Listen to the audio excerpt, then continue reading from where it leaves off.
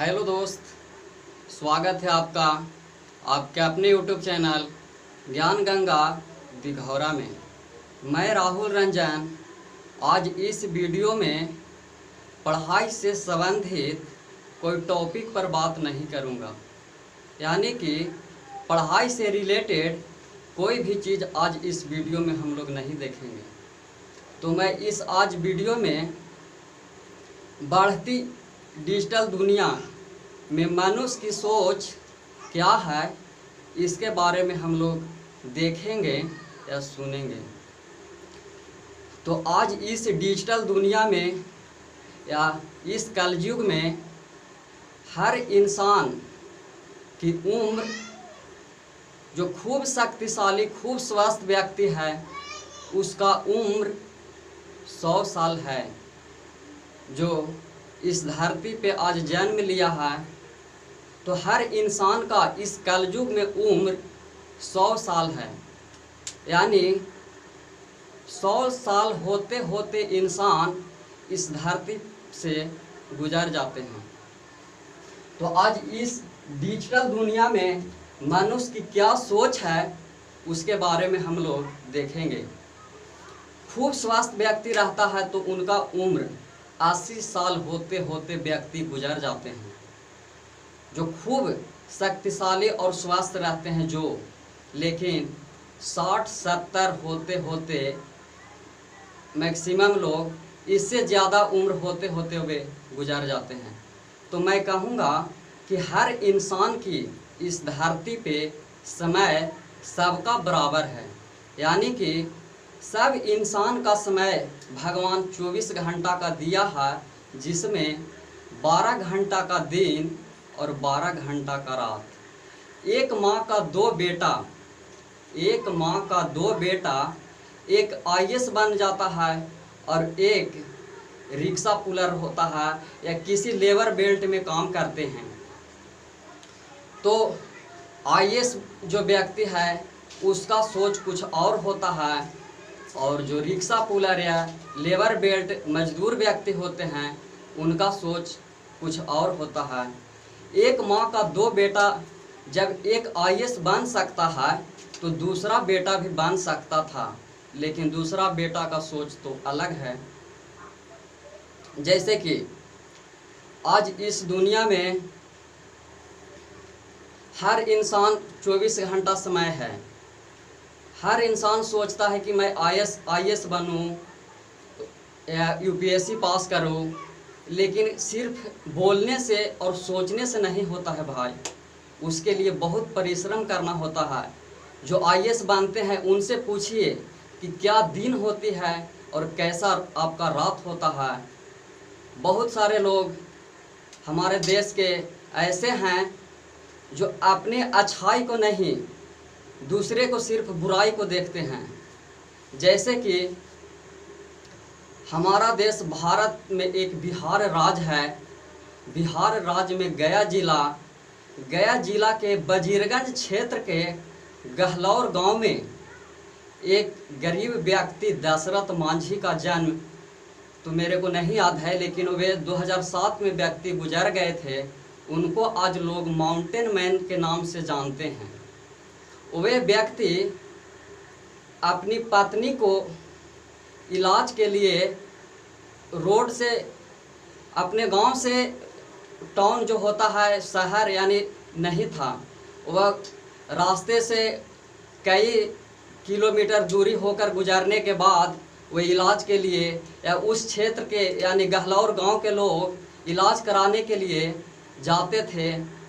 वजीरगंज या कोई भी शहर जाने के लिए उनको रास्ता को लंबी दूरी तय करना पड़ता था। दशरथ मांझी की पत्नी को देहांत हो गया था। इसलिए देहांत हुआ था कि उनका गांव से वजीरगंज ब्लॉक के लिए कोई साधन नहीं था या रास्ता बढ़िया नहीं था, और रास्ता भी था तो लंबी दूरी तय करना पड़ता था।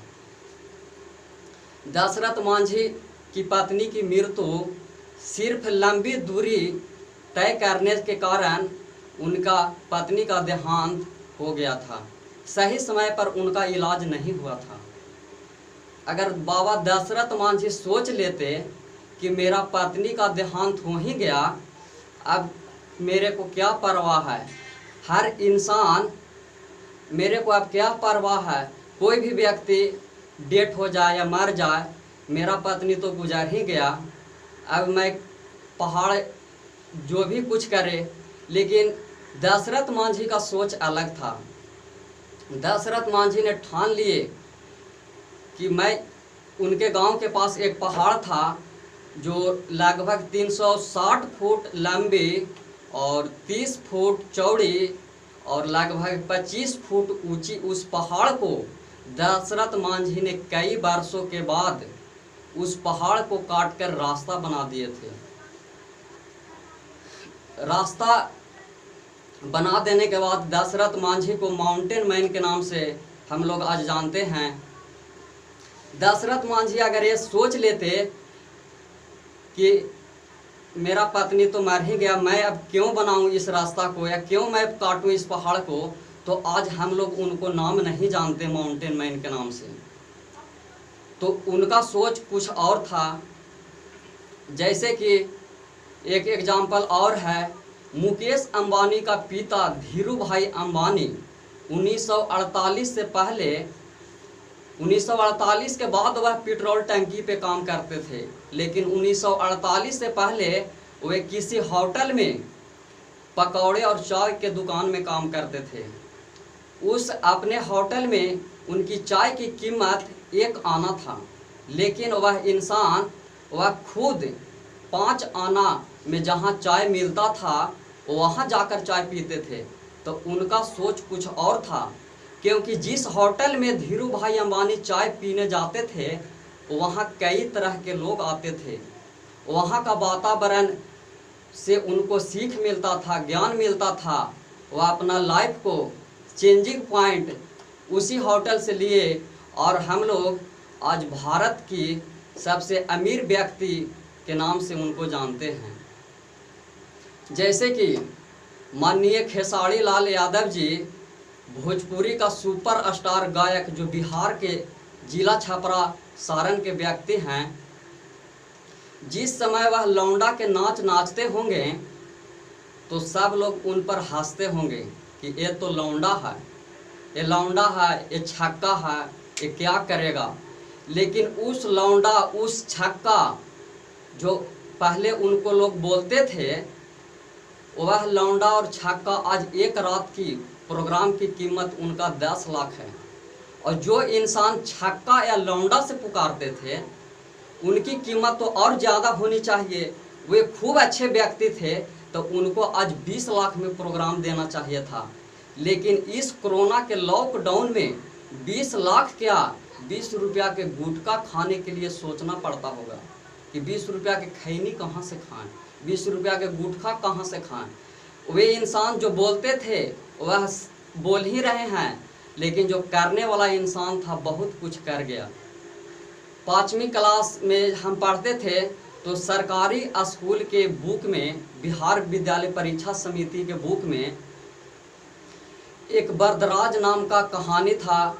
उसमें शीर्षक शायद मंदबुद्धि बालक था, मुझे पूरा याद नहीं है। बरदराज बालक अपने गुरु के शरण में ज्ञान के लिए बहुत परिश्रम करता था। गुरु जी उनको बहुत पढ़ाते थे, लेकिन उसको बेचारा को चाहे तो आध्यात्मिक ज्ञान नहीं था, सिर्फ किताबी ज्ञान शिक्षक देते थे। बहुत परिश्रम करने के बाद भी बेचारा हर परीक्षा में असफल होता था। एक दिन की बात है कि गुरुजी उनके बोले कि बेटा बरदराज, तेरे जीवन में लगता है शिक्षा नसीब नहीं है, तुम अपने घर चले जाओ और माता पिता के साथ जाकर उनके कामों में हाथ बटाओ बेटा, तुम्हारा शिक्षा लगता है नसीब में नहीं है। तो गुरु जी ने उनको अपने गांव की ओर भेज दिए। तो पहले के ज़माने में गाड़ी और मोटर नहीं था। वे अपने गुरु का चरण छूकर अपने गांव की तरफ बेचारा बरदराज लौट देता है। तो गुरु ने उनको रास्ते के लिए कुछ भोजन के रूप में चने चवेने या सत्तू जो भी उस समय के भोजन सामग्री था उनको दे देते हैं। बरदराज पैदल चलते चलते उसको बेचारा थक गया था, तो वे सोचा कि कुछ आराम कर लेता हूँ। तो रास्ते में एक पेड़ मिला। पेड़ के पास एक कुआं था। बैठा तो देखा कि जो रस्सी का निशान होता, रस्सी जो कुआं में आता जाता है नीचे से ऊपर, उस पत्थर पे निशान या दाग के रूप में दिखाई दे रहा था बरदराज को। उन्होंने सोचा कि एक रस्सी जब पत्थर को घिस सकता है तो मैं अपने इस कोमल दिमाग पर बार बार जब मेहनत करूंगा तो क्यों नहीं सफल हो सकता हूं।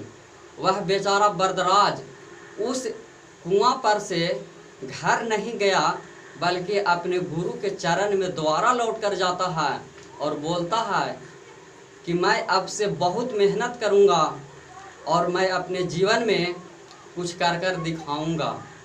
और बेचारे मेहनत करने के बाद बरदराज बालक बहुत सारे किताब भी लिखे थे। इसी तरह का बहुत से लोग धरती पे हैं। सबका समय 24 घंटा का है। हर इंसान अपना सोच बदलिए और जीवन में सफल होइए। जैसे कि 1948 से पहले लोग अपने देश के लिए मरते मिटते थे। भगत सिंह, राजगुरु, सुखदेव, जिस दिन वह अपने फांसी के फंदे पे झूल रहे थे, वह अपने बाप के दौलत के लिए नहीं लड़े थे। वह अपने देश के दौलत के लिए लड़े थे। और देश के दौलत के लिए फांसी के फंदे पर जब झूलने गए थे तो जल्लाद उनसे पूछता है, बेटा तुम्हारा आखिरी इच्छा क्या है? तो भगत सिंह ने जवाब दिया था कि अगर आप चाहें तो रस्सी खोल दीजिए, मैं अपने मित्र से एक बार गले मिल लूं, पता ना अगले जीवन में दोस्त मिले या ना मिले। तो सोचिए कि पहले के 1948 के पहले के लोग अपने देश के लिए लड़ते थे, लेकिन आज के डेट में अपने भाई के संपत्ति के लिए मारते काटते, मर्डर कर देते हैं, किडनैप कर लेते हैं। अपने मारने योग्य नहीं है तो किसी से मरवा देते हैं। अभी हाल ही में रक्षाबंधन के समय मैंने एक न्यूज में पढ़ा है कि एक बहन ने अपने भाई के संपत्ति के लिए, एक बहन ने अपना पति के संपत्ति के लिए नहीं, अपने भाई के संपत्ति के लिए उसको हत्या कर देता है। और बीच में जब उसका पति उस पर संक्षेप करता है, रोकता है, तो वह अपने पति को भी मार डाला। तो सोचिए कि इस संपत्ति को अगर ऊपर ले जाना रहता तो क्या लोग अपने बेटे को खाने के लिए भी नहीं देते। पता ना जिस दिन जन्म लेता उसी दिन काट देता। क्या करते लोग, ये तो हमको समझ में नहीं आता है भाई।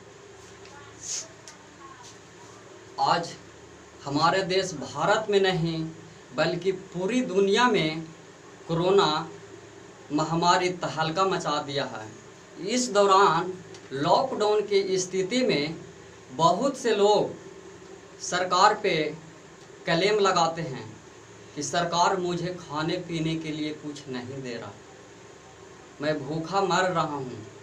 लेकिन वे इंसान को मैं शाम में देखता हूँ कि पता नहीं ये इंसान को दारू के लिए पैसा कहाँ से आता है। खाने के लिए घर में नहीं है तो सीधे सरकार पे क्लेम लगाते हैं कि सरकार मुझे कुछ नहीं दे रहा है, मैं भूखा मर रहा हूँ। लेकिन जब इंसान से पूछिए कि तो आपको दारू के लिए पैसा कहाँ से आता है, तो वे जवाब आपको नहीं देंगे।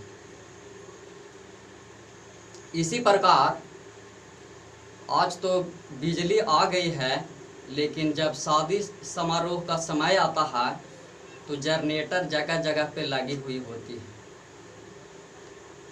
जब जनरेटर वाले व्यक्ति से आप पूछिएगा, एक बार की बात है कि मेरे गांव में शादी हो रहा था और मुझको बोला गया कि बाबू जा जनरेटर यानी डीजल उसका जो होता है इंजन, डीजल इंजन, उसमें तेल डाल देना। तो मैंने बोला कि ठीक है, ले जाके डाल दूंगा। तो मैंने घर से किरासन तेल लिया। मुझे पूरा विश्वास था, जानकारी था कि किरासन तेल से भी डीजल चलता है, क्योंकि ये मुझे जानकारी है कि डीजल किरासन तेल से भी डीजल चलता है। तो मैंने घर से किरासन तेल लिया और डीजल मालिक के पास गया और बोला कि चाचा लीजिए, तेल है, आप अपने डीजल में डाल लीजिए। उन्होंने बोला कि क्या चीज़ का तेल है, किरासन तेल है या डीजल तेल है? मैंने बोला कि नहीं, डीजल तेल तो नहीं है, घर से किरासन तेल लेकर आया हूँ। तो वे बोले कि मैं अपने डीजल में किरासन तेल नहीं डालता हूँ। तो मैंने बोला क्यों? तो वे बोले कि मेरा इंजन का नोजल एलिमेंट ख़राब हो जाएगा, बिगाड़ जाएगा। तो मैंने बोला ये तो बहुत अच्छी की बात है कि आप अपने डीजल के बारे में सोच रहे हैं कि मेरा डीजल ख़राब हो जाएगा। लेकिन दोस्त, जब उनका डीजल ख़राब हो जाएगा तो डीजल का पार्ट सर्विसिंग हो सकता है, डीजल का पार्ट सर्विसिंग हो सकता है, और सर्विसिंग नहीं होने लायक भी रहे तो वह एजेंसी में जाकर नया सामान लाकर चेंज करवा सकते हैं, बदलवा सकते हैं। सीधे जाएंगे गया केएल गुप्ता में, नया सामान लाइए और चेंज करा दीजिए। लेकिन आप अपने शरीर में डीजल तेल के जगह किरासन तेल डाल रहे हैं। डीजल तेल की जगह जो समझिए यानी दूध दही के जगह दारू डाल रहे हैं। अगर एक खराब हो गया ना एक बार, तो ये सर्विसिंगे होगा, चेंज के तो कोई संभावना नहीं है। एक बार जब खराब हो गया तब बाप तो बोलवे नहीं करेगा कि लो बेटा मेरा लीवर मेरे से बदल लो, मेरे तो अब गुजरने की उम्र हो गई है। वे खुद नहीं बोलेंगे, कहेंगे कि जा दारू पीता था, बीमारी हुआ है तेरे को, तू भोग। तो इंसान की क्या सोच है, अपने डीजल के लिए सोच रहे हैं कि मेरा डीजल खराब हो जाएगा तो नोजल एलिमेंट चेंज कराना पड़ेगा, लेकिन अपने शरीर के लिए सोच नहीं है कि इसका जब लीवर, किडनी, सिरोसिस नामक खतरनाक बीमारी जब शरीर के अंदर हो गई ना, तो इसका सीधे एमराजे ही चेंज होगा। ठीक है, क्योंकि इसका सिर्फ डॉक्टर के यहाँ सर्विसिंग होता है, चेंज के तो कोई सवाल ही नहीं है मेरे भाई।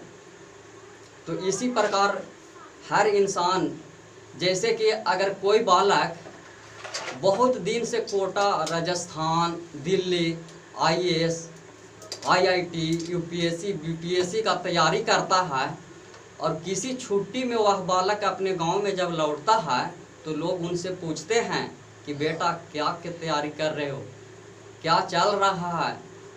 जब बालक जवाब देता है कि देखिए चाचा, मैं बहुत फार्म भर रहा हूँ लेकिन सफल नहीं हो पा रहा हूँ, तो लोग बोलते हैं कि बेचारे बहुत मेहनत कर रहा है, पता न किस्मत में कब इसका नौकरी है, कब भगवान साथ देगा इनको कि नौकरी होगा। लेकिन खुदा न खास जब आपको नौकरी हो जाए तो आपको लोग यही कहेंगे कि इतना दिन से इसको नौकरी नहीं लग रहा था, आज नौकरी लग गया है, हो न हो घूस देकर करवा लिया है। तो देखिए इंसान को जब नौकरी नहीं लगा था तो उसके पहले का बोली क्या था, और नौकरी लग गया तब लोग क्या बोलते हैं। यही में हमारा देश भारत अभी तक पीछे है। तो मैं यही कहूँगा भैया कि अपने सोच को बदलिए, दूसरे को बुराई मत देखिए, दूसरे को अच्छाई देखिएगा तो आप खुद ही अच्छे हो जाइएगा। एक इंसान, कमज़ोर बालक जब अच्छे दोस्त के संगत में जब जाता है तो कितना भी पढ़े में कमज़ोर हो वह तेज हो जाता है। लेकिन जब इंसान कितना भी पढ़ने में तेज हो, एक बदमाश बालक के दोस्ती लगती है तो बदमाश हो जाता है और उसको बिगाड़ने में समय ज़्यादा नहीं लगता है। तो मैं यही कहूँगा, आप लोग से निवेदन है कि अपने सोच को बदलिए भैया इस डिजिटल दुनिया में, इस कलयुग में, क्योंकि सबके पास समय 24 घंटा का ही है। एक इंसान साइंटिस्ट बन जा रहा है, एक नरेंद्र मोदी चाय बेचने वाले प्रधानमंत्री बन गए, एक doctor APJ Abdul Kalam paper बेचने वाले राष्ट्रपति बन गए, साइंटिस्ट बने, भारत रत्न से सम्मानित किया गया, पद्म विभूषण से सम्मानित किया गया। तो क्या उनके लिए 48 घंटा के लिए दिन होता था? नहीं दोस्त, ये सब सोच पे डिपेंड है कि इंसान 24 घंटा में क्या क्या सोचता है। जो सोचेगा वही होगा। तो मैं यही कहूँगा कि भैया आप अपने सोच को बदलिए। और आज के डेट में अगर अमीर और गरीब की रेशियो देखा जाए तो अमीर का रेशियो बहुत कम है और गरीब का रेशियो बहुत ज़्यादा है। तो इसके पीछे कारण है कि अच्छे सोचने वाले लोग हमारे देश में बहुत कम हैं और बुरे सोचने वाले, बुरे देखने वाले लोगों की संख्या ज़्यादा है। तो मैं विशेष नहीं कहूँगा, मुझ में उतना ज्ञान नहीं है कि मैं यहाँ से भाषण दूँ और मेरे भाषण को आप लोग सुनिए। मेरे में इतना आज तो ज्ञान नहीं है, लेकिन मेरे अंदर कुछ भी आप लोग की दुआ आशीर्वाद से जो ज्ञान है, जो मैं आपको बीच प्रकट किया हूँ, अगर बोलने के दौरान किसी प्रकार की त्रुटि हो गया होगा भैया चाचा, तो अपना बेटा या भाई समझ के माफ़ कर दीजिएगा। जय हिंद, जय भारत।